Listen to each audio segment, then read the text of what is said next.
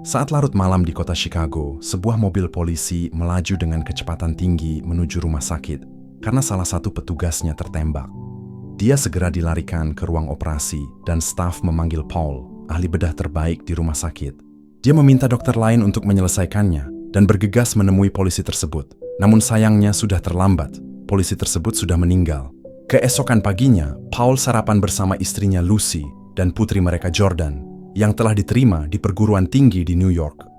Setelah itu, mereka pergi ke pertandingan sepak bola Jordan, di mana Paul dan Lucy sangat mendukung anak perempuannya. Namun ada seorang ayah yang terus marah atas setiap detail dan berteriak menjengkelkan. Paul dengan sopan memintanya untuk diam, dan pria itu menjadi marah, memulai pertengkaran yang segera memuncak hingga pria itu mencoba melakukan kekerasan. Lucy melerai dan membawa Paul pergi, membuat pria itu memanggilnya dengan sebutan ayam. Setelah pertandingan, keluarga tersebut pergi ke tempat makan pizza bersama saudara laki-laki Paul, Frank. Paul setuju untuk meminjamkan uang sebesar $2.000 kepada Frank, dan Frank menggodanya tentang gajinya yang didengar oleh pelayan bernama Miguel. Dia juga mendengar bahwa keluarga tersebut akan pergi malam ini.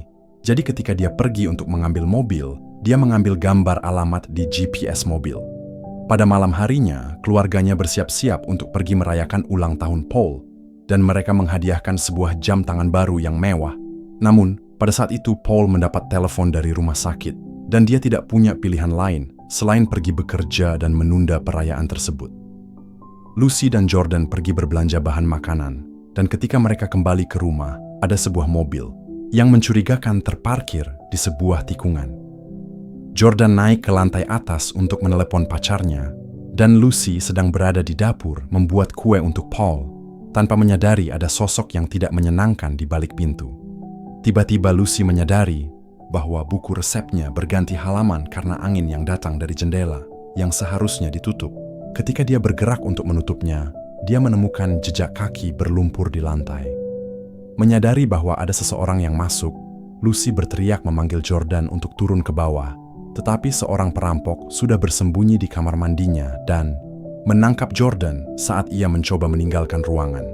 Kemudian Jordan dibawa ke bawah dan terungkap ada 3 penjahat yang mengancam akan membunuh Jordan jika Lucy tidak mau bekerja sama.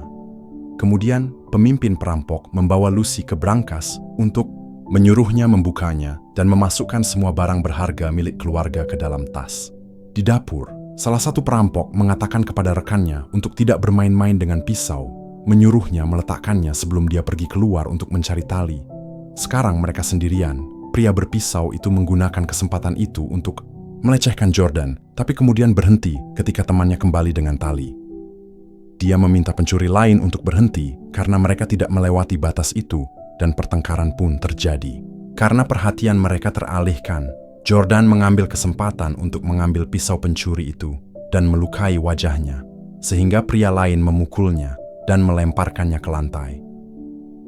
Lucy kembali dengan perampok ketiga dan melihat keributan itu. Ia mengambil sepanci air mendidih dan melemparkannya ke wajah perampok sebelum menyuruh putrinya untuk lari. Namun para penjahat sudah muak dan mulai menembak. Di rumah sakit, Paul sedang berada di tengah-tengah operasi ketika dia mendengar ada 2 pasien wanita yang masuk melalui pengeras suara. Dia membiarkan rekan kerjanya menyelesaikan yang satu ini dan bergegas untuk membantu, tetapi dokter lain tidak mengizinkannya menangani kasus ini. Pada saat mereka akhirnya menjelaskan apa yang sedang terjadi, Lucy sudah meninggal dan Jordan sedang dioperasi. Tidak percaya, Paul tetap pergi untuk memeriksa mayatnya dan menjadi sangat kesal dengan pemandangan itu. Setelah itu, detektif Rains dan Jackson mengajukan beberapa pertanyaan kepada Paul dan membuat daftar semua barang yang dicuri dari brankas. Frank juga tiba dan berteriak kepada para petugas polisi karena tidak menanggapi kejahatan yang terjadi baru-baru ini di daerah tersebut dengan lebih serius. Tetapi Paul menyuruhnya untuk tenang. Para detektif mencoba meyakinkan Paul bahwa mereka akan menangkap pelakunya. Pada saat itu, seorang perawat mengumumkan bahwa Jordan telah keluar dari operasi dalam keadaan hidup, namun dalam kondisi koma, dan Paul tetap berada di sisinya. Beberapa waktu kemudian, ayah Lucy, Ben, menjadi orang yang berbicara di pemakamannya. Dalam perjalanan pulang, Ben menghentikan mobilnya di tengah jalan dan melihat sesuatu di pekarangan. Karena marah, Ben kembali masuk ke dalam mobil dan bergegas menuju tanah miliknya, di mana ada dua pemburu yang segera melarikan diri. Ben keluar dan mulai menembaki mereka, tetapi mereka melarikan diri.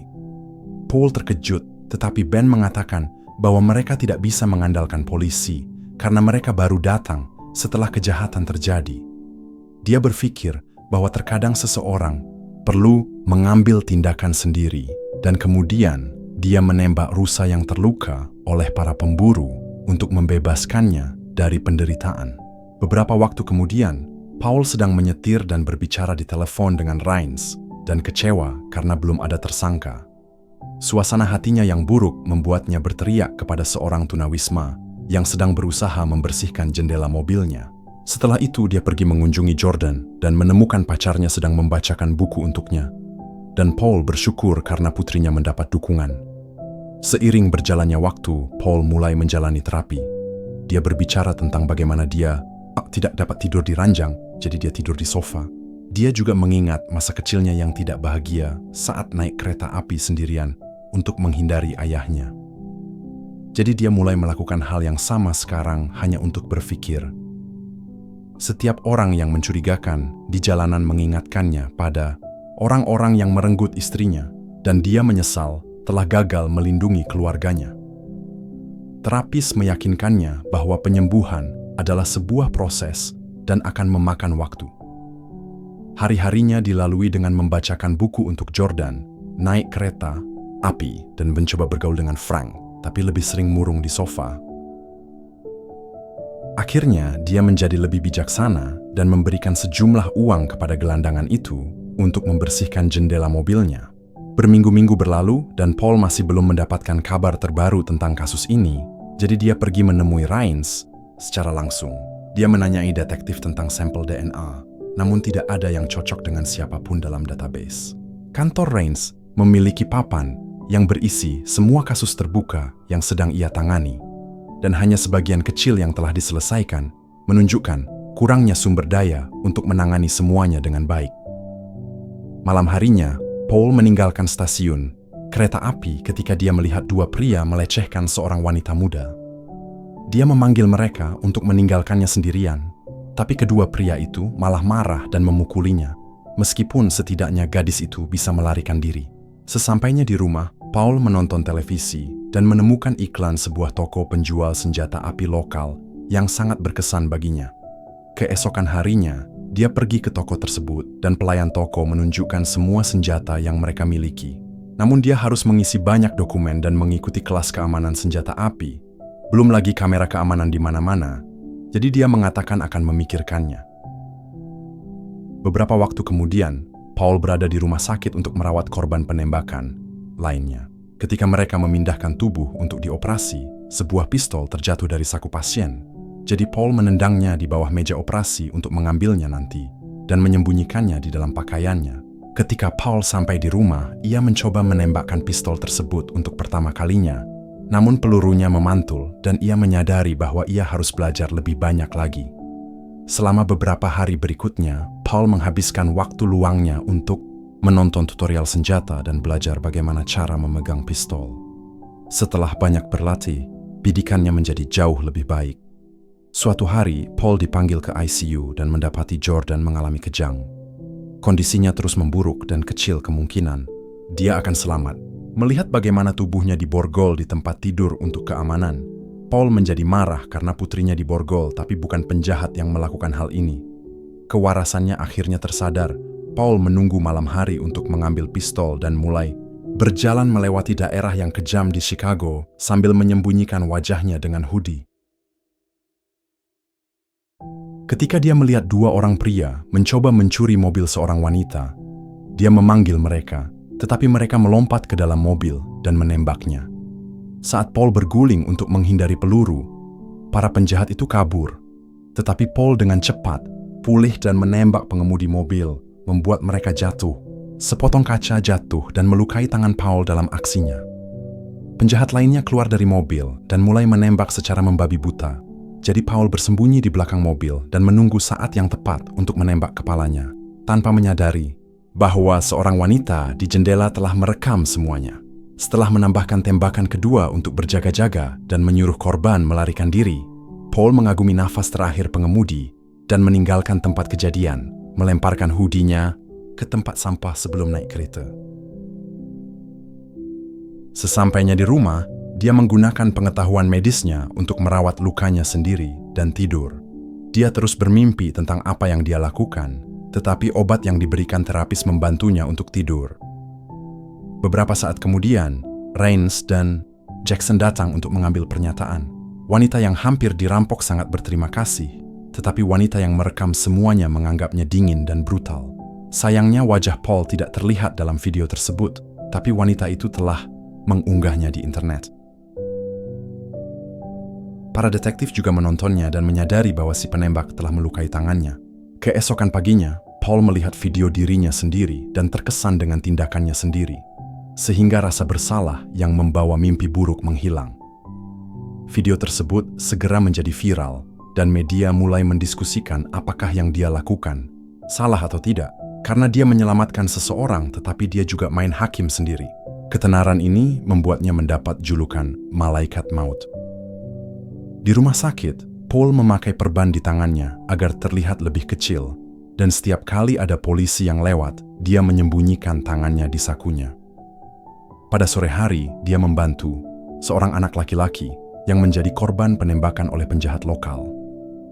Dengan bersikap lembut dan penuh pengertian, dia membuat anak itu mengakui bahwa dia ditembak oleh seorang pengedar yang dikenal sebagai The Ice Cream Man. Dia juga mendapatkan alamatnya dari peta. Sepulang kerja, Paul mencuri sebuah hoodie dari laundry rumah sakit dan pergi ke lingkungan tempat tinggal anak laki-laki itu, di mana dia menemukan Ice Cream Man sedang bersantai di jalan. Paul tidak membuang waktu dan menembak pria itu sebelum melarikan diri, dan penduduk setempat mengambil kesempatan untuk mencuri semua yang ada di gerobak kecilnya. Beberapa saat kemudian, para detektif tiba di tempat kejadian, dan sekali lagi mereka mendengar cerita tentang seorang pria berkerudung. Raines memperhatikan beberapa anak yang memeragakan penembakan tersebut dan memperhatikan bahwa anak laki-laki tersebut menggunakan tangan kirinya. Dengan membandingkannya dengan video viral, ia berpikir bahwa itu mungkin adalah malaikat maut yang sama dengan yang terakhir kali. Selanjutnya, media menjadi heboh karena malaikat maut menyerang lagi, dan Paul menonton berita itu dengan bangga. Di kantor polisi, atasannya memarahi para detektif karena membiarkan beberapa orang main hakim sendiri menembak penjahat, khawatir orang lain akan menirunya. Namun satu-satunya petunjuk mereka adalah bahwa si penembak kidal dan dia tidak bisa memegang senjata dengan baik. Sementara itu, Paul menjalani sesi terapi lagi dan terapisnya mengatakan bahwa ia terlihat jauh lebih baik sehingga ia harus terus melakukan apapun yang ia lakukan. Beberapa hari kemudian, Paul mengoperasi pasien yang tertembak lagi, dan dia terkejut saat mengetahui bahwa itu adalah Miguel. Dia juga melihat jam tangannya. Upaya Paul untuk menyelamatkannya tidak terlalu antusias, dan Miguel akhirnya meninggal di meja operasi. Kemudian Paul menggunakan kesempatan itu untuk pergi ke ambulans dan mencuri ponsel Miguel. Lalu dia membukanya dengan jari Miguel yang kaku. Setelah mengambil jam tangannya, Paul bersembunyi di kantornya dan mulai melihat-lihat foto-foto Miguel, merasa jijik saat melihat foto bagian dalam mobilnya. Dia menggali lebih dalam lagi dan menemukan foto sebuah toko minuman keras yang sebenarnya merupakan kedok untuk menjual barang curian. Paul mempertimbangkan untuk memanggil detektif, namun pada akhirnya dia memutuskan untuk melakukan penyelidikan sendiri. Ketika Frank datang menemuinya, Paul membatalkan rencananya dan mencoba mengalihkan perhatian kakaknya dari luka di tangannya. Di malam hari, Paul mengambil hoodie lain dari laundry rumah sakit dan pergi ke toko minuman keras, di mana dia mengarang cerita tentang menjadi teman Miguel. Namun pemiliknya menyadari label rumah sakit pada hoodie tersebut dan diam-diam mengirim pesan kepada penjahat lain bernama Fish, menyuruhnya untuk datang. Kemudian pria itu mengambil pistol, namun Paul melihat hal ini di cermin dan segera melukai tangannya dengan panah sebelum menuntut untuk melihat semua barang curian yang dia jual kembali. Ditodong dengan pistol, pemiliknya membawanya ke brankas di belakang, di mana Paul menemukan semua barang berharga yang dicuri dari rumahnya. Pada saat itu, Fish tiba dan mencoba menembak Paul, tetapi dia melihatnya di kamera keamanan dan menghindar, sehingga peluru malah membunuh pemiliknya. Fish melepaskan tembakan seperti orang gila, dan Paul harus bersembunyi untuk mengisi ulang senjatanya.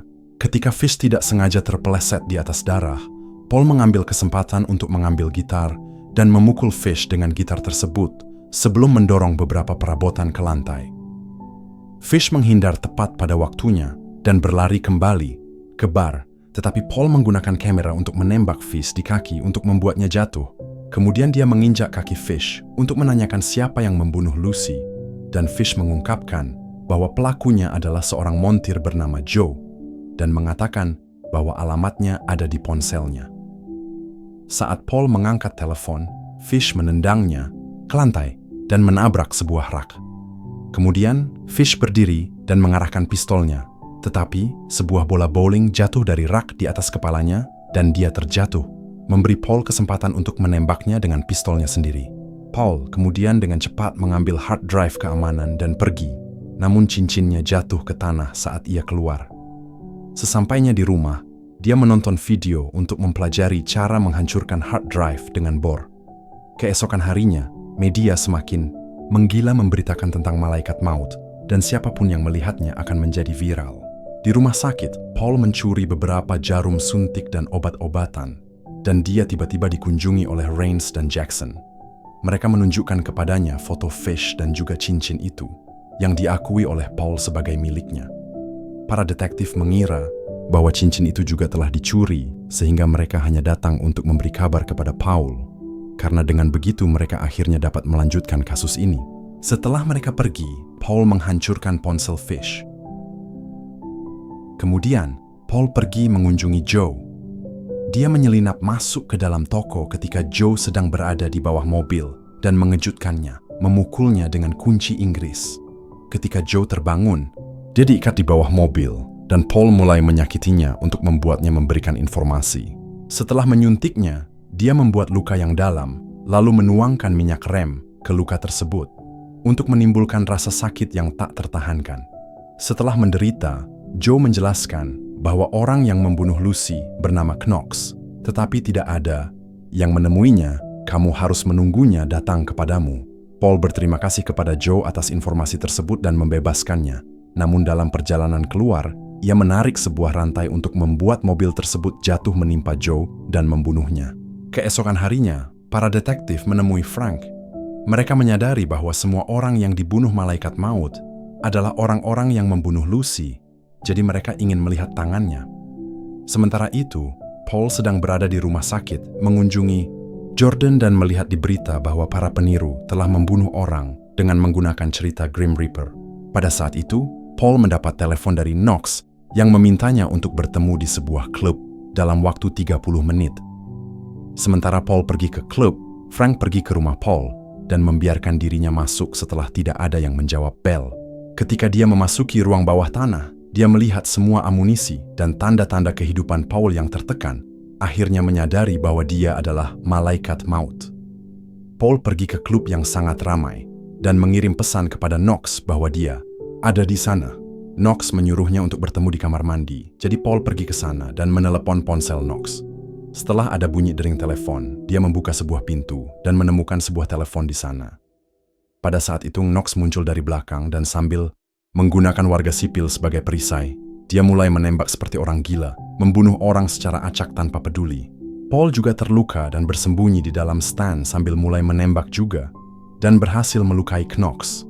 Kemudian dia menembak kotak listrik, dan ketika lampu padam, dia menyatu dengan kerumunan orang yang panik untuk melarikan diri.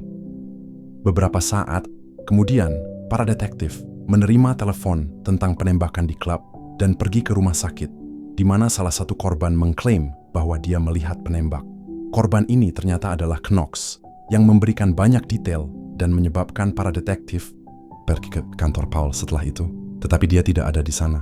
Sementara itu, Paul bersembunyi di kamar rumah sakit lain dan memperbaiki luka terakhirnya dengan lem dan stapler, yang terasa sangat sakit. Kemudian dia pulang ke rumah dan menemukan Frank di sana, yang mengungkapkan betapa gilanya dia. Paul membenarkan dirinya sendiri dengan mengatakan bahwa dia harus melakukannya karena tidak ada orang lain yang mau melakukannya.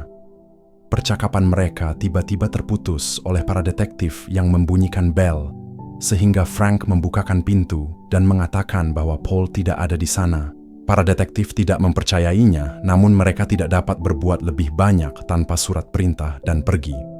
Pada saat itu, Paul menerima telepon dari rumah sakit yang memberitahukan bahwa Jordan sudah siuman. Dia bergegas ke sana, dan setelah mengadakan reuni hangat dengan putrinya, dia harus memberitahunya bahwa ibunya telah meninggal, menyebabkan Jordan mengalami gangguan. Sekarang Jordan sudah lebih baik. Paul berjanji kepada Frank bahwa dia tidak akan main hakim sendiri lagi. Seminggu berlalu dan Jordan akhirnya diperbolehkan pulang. Dan para detektif datang untuk menanyakan beberapa pertanyaan. Tetapi Jordan tidak ingat apa-apa dari malam penyerangan itu. Saat dia dan Paul memasuki lift, Knox bergabung dengan mereka, dan Paul mengabaikannya demi keselamatan. Knox berbasa-basi dengan Jordan, dan ketika mereka pergi, Knox mengatakan bahwa dia akan menemui mereka lagi. Melihat hal ini sebagai ancaman, Paul kembali ke toko senjata dan membeli beberapa senjata secara legal. Malam harinya, Jordan bersiap-siap untuk tidur setelah makan malam. Namun Paul tiba-tiba melihat sesuatu di luar dan menyuruhnya untuk pergi ke bawah tangga dan menelepon 911. Pada saat itu seorang pria masuk melalui pintu belakang dan pergi ke kamar Paul untuk menembaki sosok di atas tempat tidur. Namun itu hanya bantal. Seorang penjahat lainnya mengikuti suara air yang mengalir. Namun ini juga merupakan jebakan dan Paul menembaknya di kepala. Ketika orang pertama datang untuk memeriksanya, Paul bersembunyi di samping tubuh dan dengan cepat menembak lagi, menyebabkan orang itu jatuh ke lantai dasar. Kemudian Paul mendengar suara di ruang bawah tanah dan turun, tetapi Knox mengejutkannya dan menembaknya di bahu, membuatnya jatuh di sofa. Pada saat itu, Jordan keluar dari tangga dan berteriak yang mengalihkan perhatian Knox. Paul menggunakan kesempatan ini untuk menekan tombol di mejanya untuk membuka senjata tersembunyi dan menggunakannya untuk membunuh Knox. Ketika polisi akhirnya tiba, Paul mengatakan kepada para detektif bahwa dia mendapatkan semua luka-lukanya malam ini dan dia mendapatkan semua senjatanya secara legal setelah Jordan terbangun untuk melindunginya agar tidak terluka lagi. Dia juga mengatakan bahwa dia akan menyerahkan senjatanya, menyiratkan bahwa dia sudah tidak mau lagi main hakim sendiri. Para detektif tidak mempercayainya, namun mereka puas dengan hasilnya dan memutuskan untuk membiarkan masalah ini berlalu. Beberapa waktu kemudian, Paul mengantar Jordan ke kampusnya di New York City, di mana pacarnya sudah menunggu. Saat dia kembali ke mobilnya, Paul melihat seorang pria mencuri tas dari gerobak seorang pelayan, dan dia tidak bisa menahan diri untuk tidak berteriak memanggilnya sambil menodongkan pistol ke arahnya.